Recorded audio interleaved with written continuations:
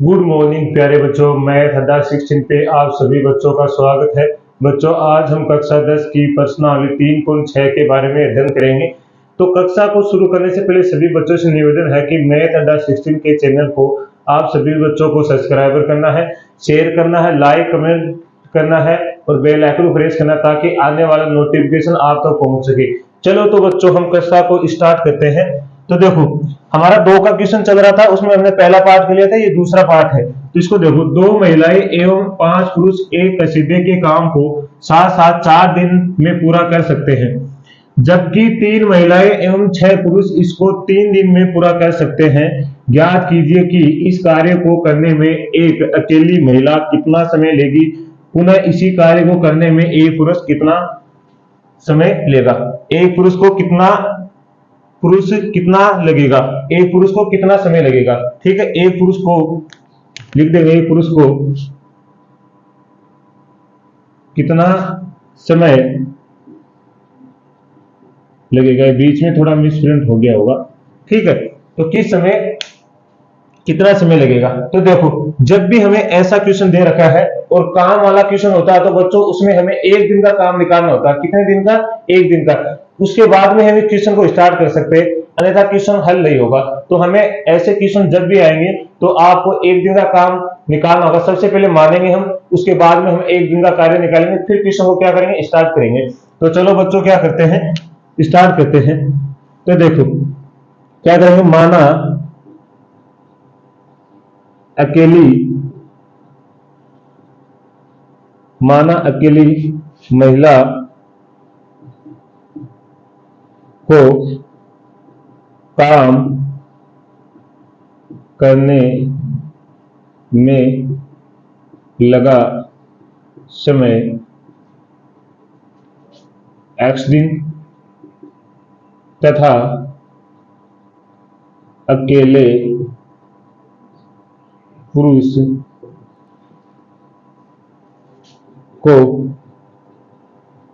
काम करने में लगा समय y दिन है। ठीक है, यहां तो हमने मान लिया कि उसको अकेली महिला को काम करने में लगा क्या समय, x दिन, तथा अकेले पुरुष को काम करने में लगा समय y दिन है। अब देखो, यहां तो 2 महिलाएं और 5 पुरुष हैं, तो एक किसी को काम करने को 4 दिन में लगता है, 4 दिन लगता है उस काम को पूरा करने। तो हमें एक दिन का चाहिए, तो क्या लिखेंगे, एक महिला मतलब x महिला, मतलब हमने माना x दिन में करती, तो x दिन में लिखेंगे, x दिन में महिला काम करती है एक।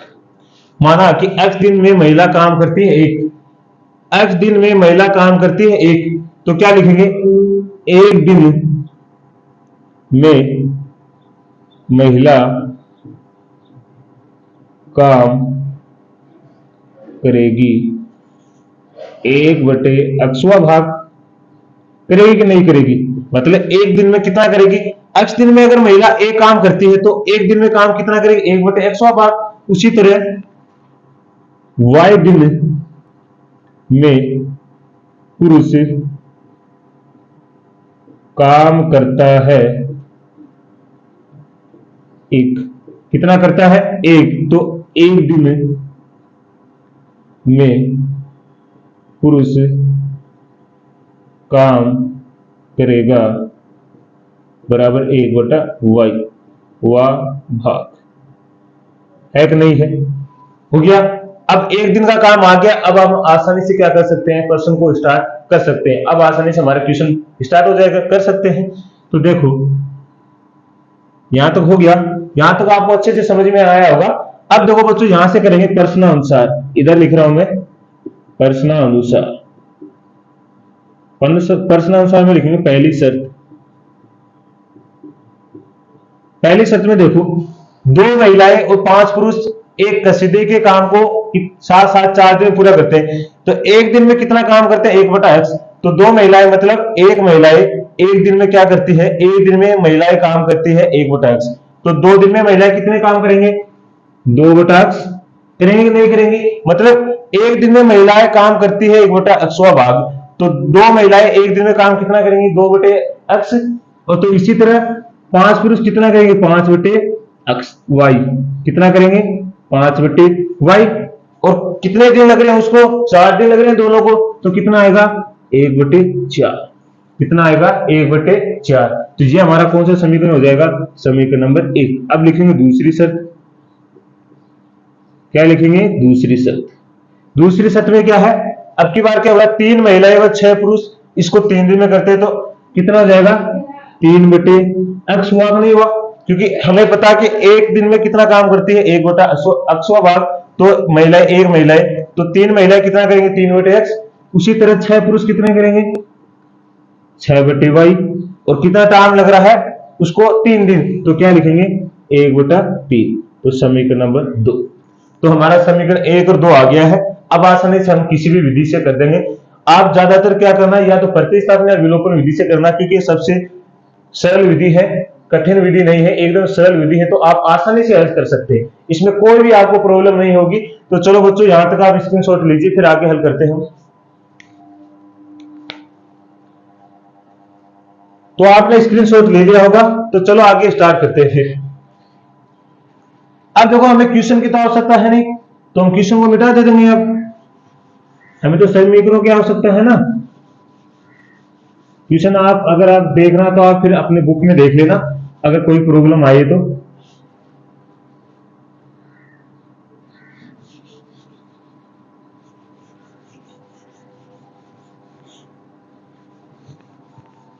तो देखिए,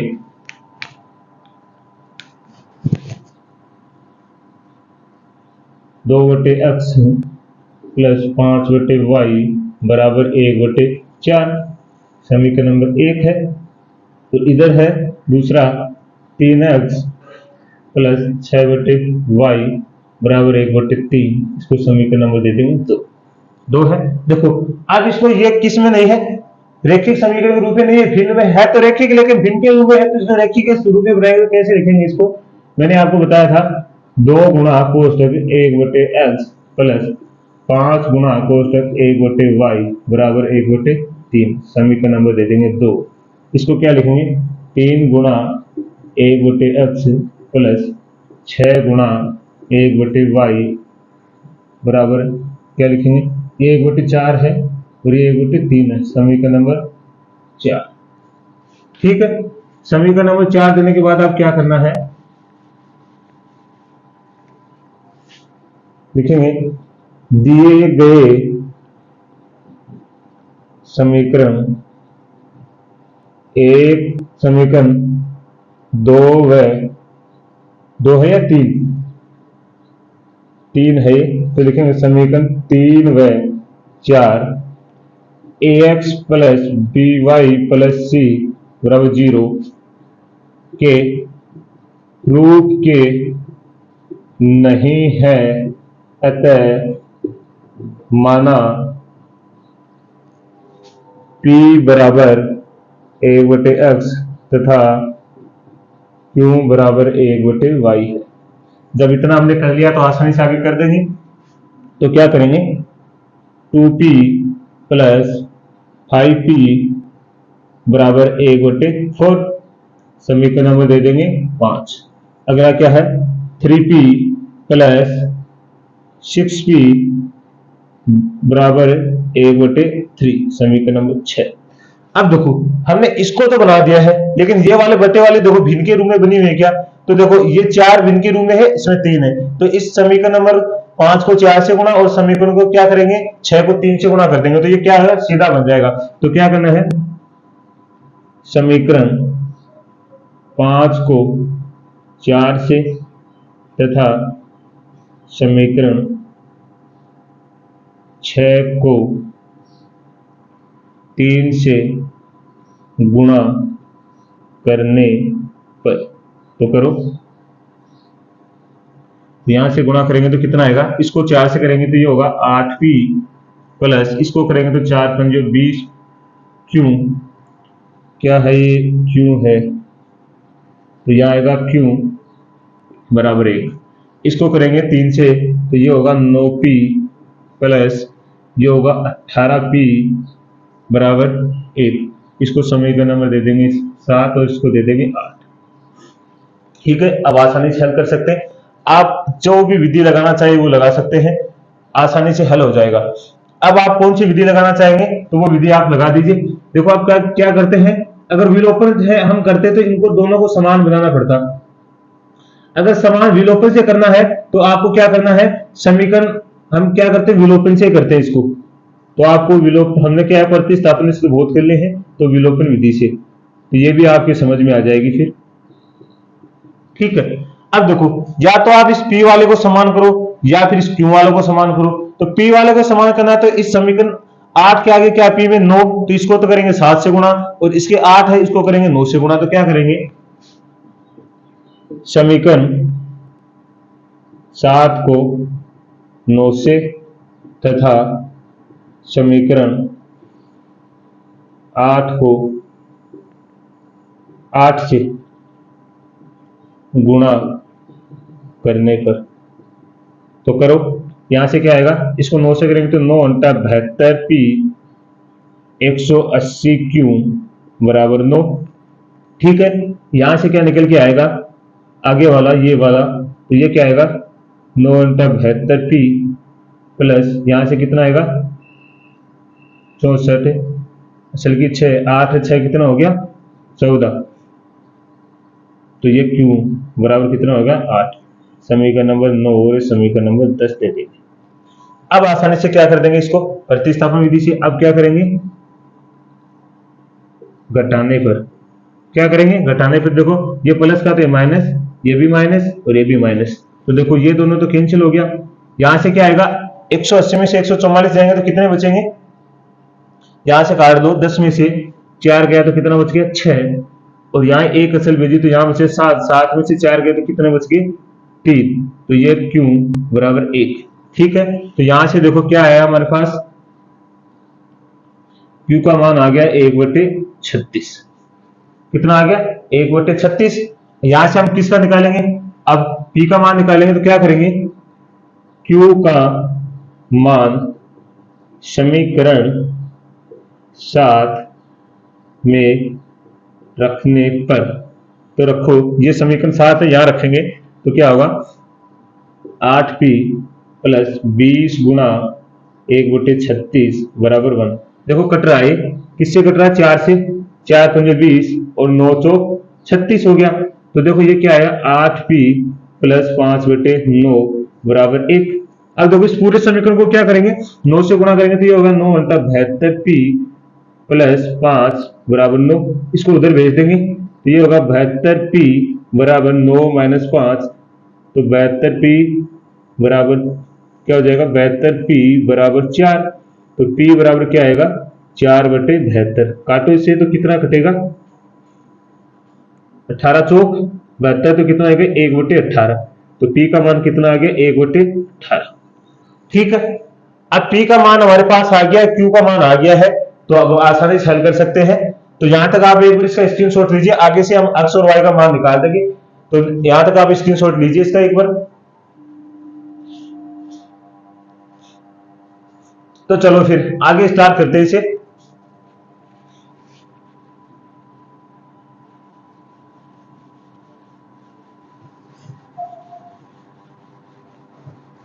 तो लिखेंगे अतः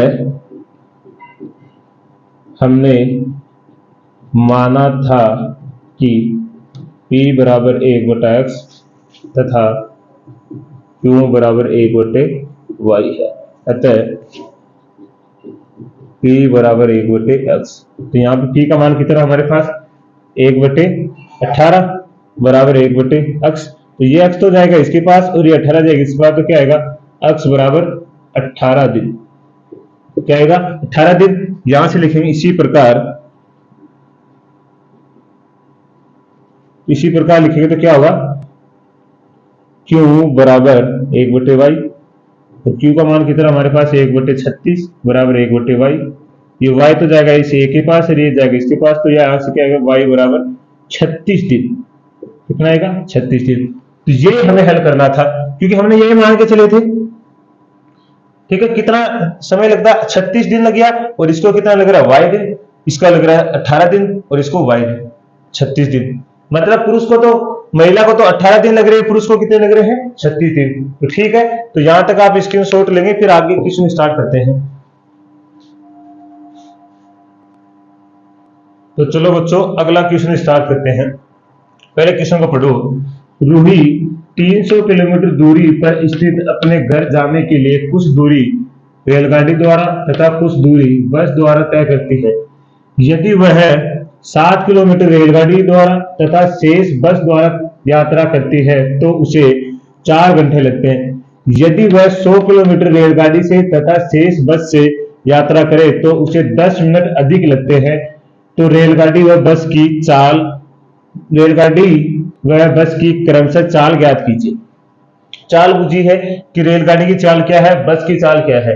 तो देखो बच्चों, जब भी ऐसा क्वेश्चन दे रखा है, जैसे इसने बोला है कि 300 किलोमीटर दूरी है, कितनी है कुल 300 किलोमीटर दूरी। जैसे मान लो आपके घर से लेके और आपको जहां जाना है, मान लो स्कूल तक की आपकी क्या है, 300 किलोमीटर की दूरी है। ठीक है, इसमें क्या करते हो आप, 100 किलोमीटर की दूरी तो आप, जैसे आपके रास्ते में ट्रेन पड़ती है तो आप ट्रेन से जाते हो। ठीक है, ट्रेन मतलब ट्रेन बोलते हैं, ट्रेन को रेलगाड़ी बोलते हैं। ठीक है, दूसरी है बस, और शेष दूरी कितनी बच गई, 300 ना। ट्रेन से 100 किलोमीटर, शेष मतलब 200, वो आप किसके द्वारा चलते हैं, बस के द्वारा चलते हैं। चलते कि नहीं चलते हैं। अभी तो इसने बोला कि 100 किलोमीटर है वो आप क्या करते हो, ट्रेन से चलते हो, और जो 200 किलोमीटर दूरी है वो आप बस से चलते हो। तो आपको ये पता चल गया कि आपकी ट्रेन से तो आप 100 किलोमीटर चल रहे हो और बस से चल रहे हो 200 किलोमीटर, 200 किलोमीटर की दूरी। तो आपको ये बताना है कि बस से हमें कितनी स्पीड से चल रही है बस, और जो है ट्रेन वो कितनी स्पीड से चल रही है, मतलब चाल क्या उसकी ये बतानी है। तो जब भी आपको ऐसा क्वेश्चन है तो आपको हमें पता है समय बराबर क्या होता है, दूरी बटे चाल होता है। देखो अगर पहले हम किससे चल रहे हैं, ट्रेन से, मान लेते 100 किलोमीटर चल रहे हैं, और चाल मान लेते हैं ट्रेन की क्या है, एक्स है। ठीक है, दूसरी बार क्या कर रहे हैं, हम बस से चल रहे हैं और वो 200 किलोमीटर दूरी है, और मान लेते हैं कि वाई क्या, उसकी चाल क्या वाई है, और मान लेते हैं हमें कितना टाइम लग रहा है, 4 घंटा लग रहा है, क्योंकि दोनों से चल रहे हैं तभी तो हमें 4 घंटा लग रहा है। तो इसका समीकरण किस तरह बनेगा, इस तरह बनेगा। इसी तरह तो बना पाएंगे आप समीकरण को, तो इस तरह समीकरण बनाएंगे। ऐसे में इस क्वेश्चन का समीकरण बनाना तो इस तरह बना पाएंगे। तो चलो इसको स्टार्ट करते हैं।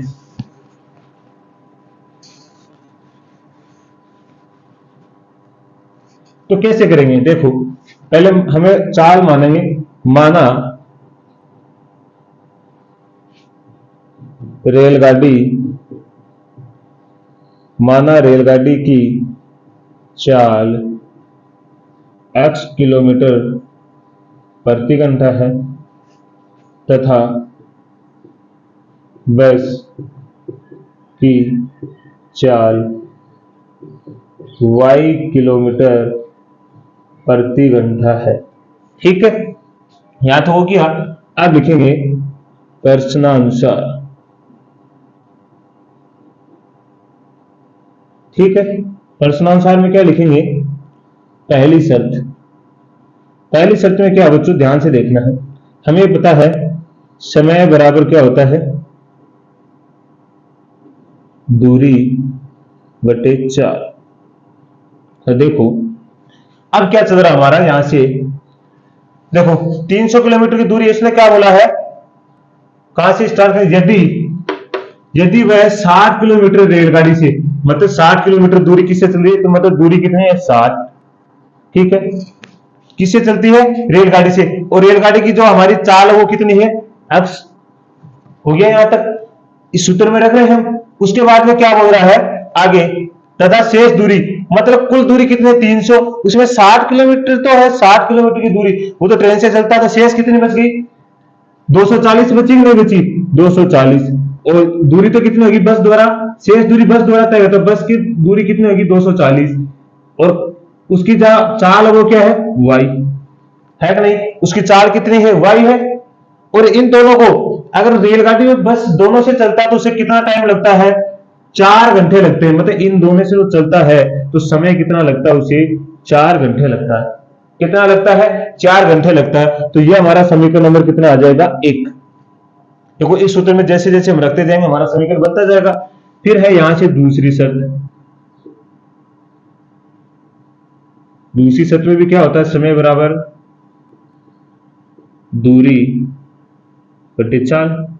तो अब की बार देखो इसमें क्या होगा, दूसरे में अब की बार क्या होगा, यदि वह 100 किलोमीटर रेलगाड़ी से, तो दूरी कितनी है, 100 किलोमीटर, और रेलगाड़ी की चाल क्या है, अक्स। ठीक है, तो तथा शेष दूरी बस से, तो 100 किलोमीटर अगर ट्रेन से चलता है तो शेष दूरी कितनी बच गई, 200। दूरी तो 200 हो गई, चाल क्या है, वाई। तो उसको कितना लगा, 10 मिनट अधिक लगते हैं।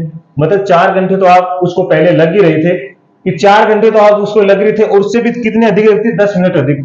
मतलब उसको 4 घंटे तो लग ही रहे थे, और क्या घंटे, और उसको 10 मिनट और क्या लग रहे हैं, अधिक। तो देखो ये घंटे में, ये मिनट में, तो इस दोनों को क्या बदल देंगे, घंटे में बना देंगे। तो देखो यहां तो लिख नहीं पा रहे, तो इसको थोड़ा ऊपर लिख देते हैं, इस वाले क्वेश्चन को, तो आपको सही से दिखाई देगा। यहां लिख देते हैं, तो क्या होगा, 100 बटे एक्स प्लस 200 बटे वाई बराबर 4 घंटे प्लस 10 मिनट। ठीक है, तो यहां लिखेंगे तो इसको कैसे लिखेंगे, 100 बटे एक्स प्लस 200 बटे वाई, ये तो 4 हो गया। ये देखो मिनट में, तो घंटे में बदलने के लिए हमें क्या करना पड़ता है, 60 का भाग लगाएंगे। तो यहां से क्या आएगा, 10 बटे 60, तो 0 से 0 कैंसिल हो गया। तो यहां से क्या निकल के आएगा हमारा, 100 बटे एक्स प्लस 20 200 बटे वाई बराबर यहाँ के 4 प्लस 1 बटा 6। देखो इसको इससे नीचे एक लगा देंगे, या फिर इस पूरे को 6 से गुना करेंगे तो क्या आएगा, 100 बटे एक्स प्लस 200 बटे वाई, तो बराबर क्या आएगा, 6 चौक 24। जब भी ऐसा क्वेश्चन लिखा आता है तो आपको करना डायरेक्टली 4 को 6 से गुना, 6 चौक 24, और एक में से एक जोड़ देंगे तो कितना हो जाएगा, 25 बटे 6। इसको समीकरण नंबर दे देंगे 2। तो हमारे पास समीकरण 1 और 2 आ गया। अब आसानी से हम इसको किसी भी विधि से हल कर सकते हैं। तो आपको यहां तक क्या करना है, इसका स्क्रीनशॉट लेना है, तो स्क्रीनशॉट लीजिए। तो चलो फिर आगे स्टार्ट करते हैं। समीकरण 1 और 2 आ गया, तो अब क्वेश्चन की आवश्यकता है नहीं हमें, तो अब हम आगे हल करेंगे इसको।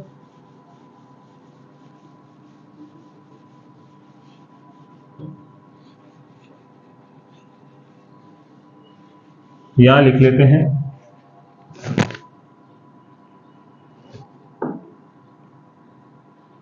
60x प्लस 240 वाई बराबर 4, समीकरण नंबर 1।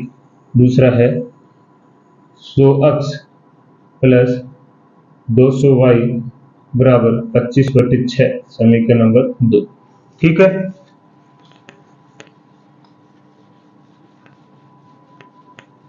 आगे क्या लिखेंगे, तो यहां लिखेंगे 60 गुणा 1 बटे एक्स प्लस 240 गुणा कोष्टक 1 बटे वाई बराबर 4, समीकरण नंबर 2। इसको देंगे 100 गुणा 1 बटे एक्स प्लस 200 गुणा 1 बटे वाई बराबर 25 बटे 6, समीकरण नंबर, ये 3 हो गया और ये 4 हो गया। तो क्या करेंगे, दिए गए समीकरण 1 व 2 दोनों ax plus bx plus c बराबर 0 के रूप के नहीं है, अतः माना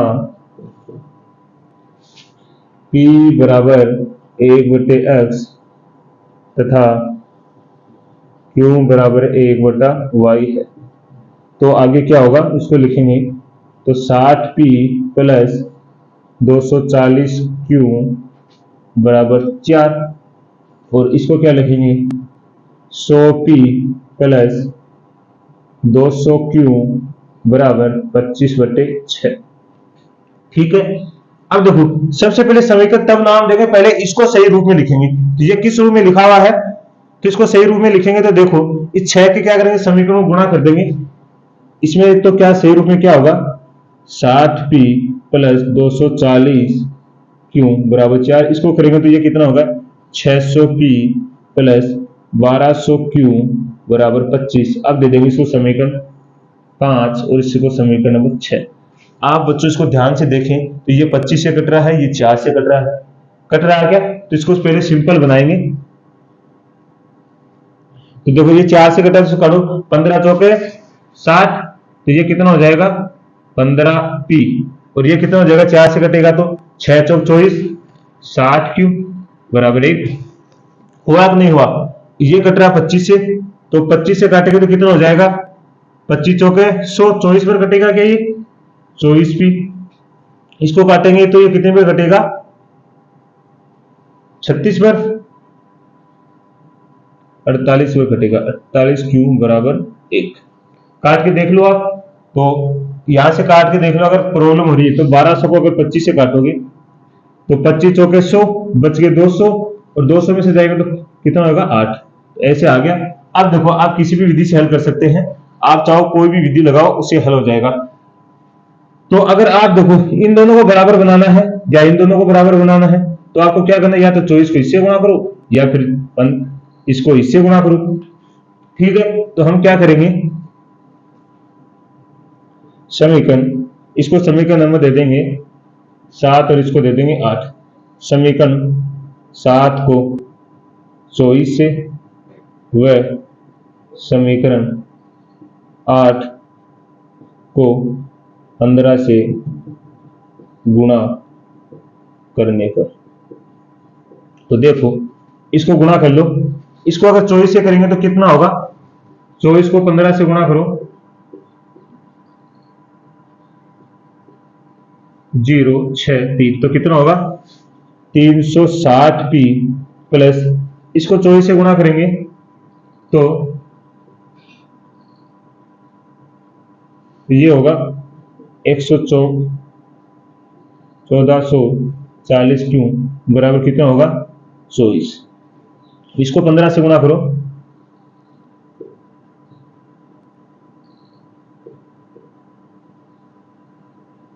ये कितना होगा 360p प्लस इस वाले को गुणा करोगे तो कितना आएगा, 48 को 15 से गुणा करोगे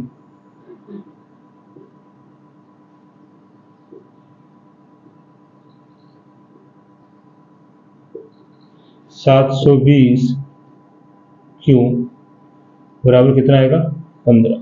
ठीक है, ये आ गया। अब क्या कर देंगे, लिखेंगे यहां घटाने पर, तो क्या करेंगे माइनस माइनस माइनस, ये दोनों तो कैंसिल हो गया। अगर 1440 में 720 जाएंगे तो यह तो आ गया q, ये आ गया 0। अब अगर 4 में से 2 जाएंगे तो 2, और 14 में से 7 जाएंगे तो 7, ये 720। यहाँ कितना आएगा 15 गया तो यहाँ कितना बच गया 9, तो यहाँ आएगा हमारे पास q बराबर 9/720। तो यहाँ से 9 क्यों 9 9 9 अंटा 72, तो यहाँ से q बराबर कितना आएगा 1/80। ठीक है, q का मान आ गया। हम आसानी से p का मान निकाल सकते हैं, तो क्या लिखेंगे q का मान समीकरण ये वाला 7 में रखने पर, तो रखो यहां से, तो इसमें आएगा 15p प्लस 60 गुणा 1/80 बराबर 1। तो 0 से 0 कट गया, 2 से कटा 2 दूनी 4 और 3 दूनी 6, तो ये आ गया 15p प्लस 3/4 बराबर 1। इसको 4 से गुणा कर देंगे तो ये कितना होगा 60p प्लस 3 बराबर 4। ये उधर भेजेंगे तो क्या आएगा 60p बराबर 4 माइनस 3, और यहाँ से आएगा 60p बराबर 1। और यहाँ से अगर हम p का मान निकालना चाहें तो p बराबर आएगा 1/60। ठीक है, p का मान आ गया, q का मान आ गया। अब आसानी से हम क्या निकाल सकते हैं, ट्रेन की चाल और बस की चाल निकाल सकते हैं। तो आप यहां तक क्या करेंगे, आपको अच्छे से समझ में आएगा, स्क्रीनशॉट लीजिए फिर आगे हल करते हैं इसे। तो चलो फिर आगे हल करते हैं।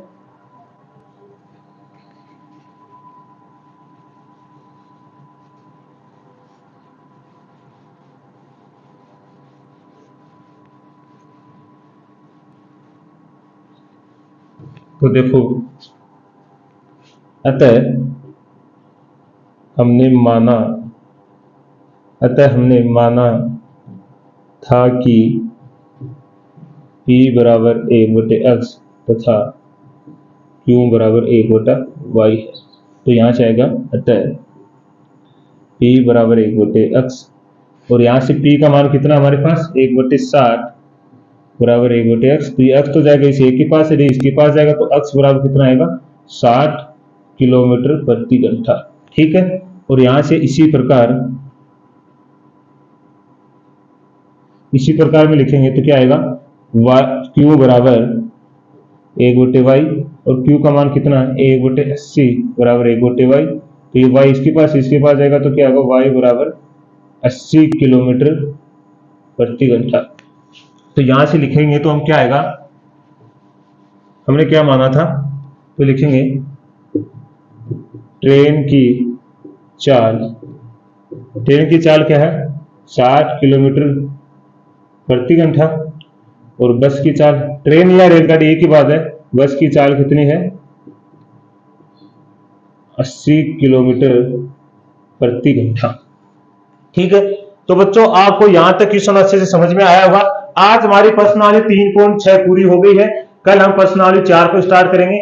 तो सभी बच्चों को, अपने दोस्तों को क्लास को शेयर करना है, और उनको बोलना है कि क्लास को सब्सक्राइब करना है, शेयर करना है, ज्यादा से ज्यादा कमेंट करना है। तो आज के लिए इतना ही। मैथ अड्डा सेक्शन की तरफ से सभी को धन्यवाद।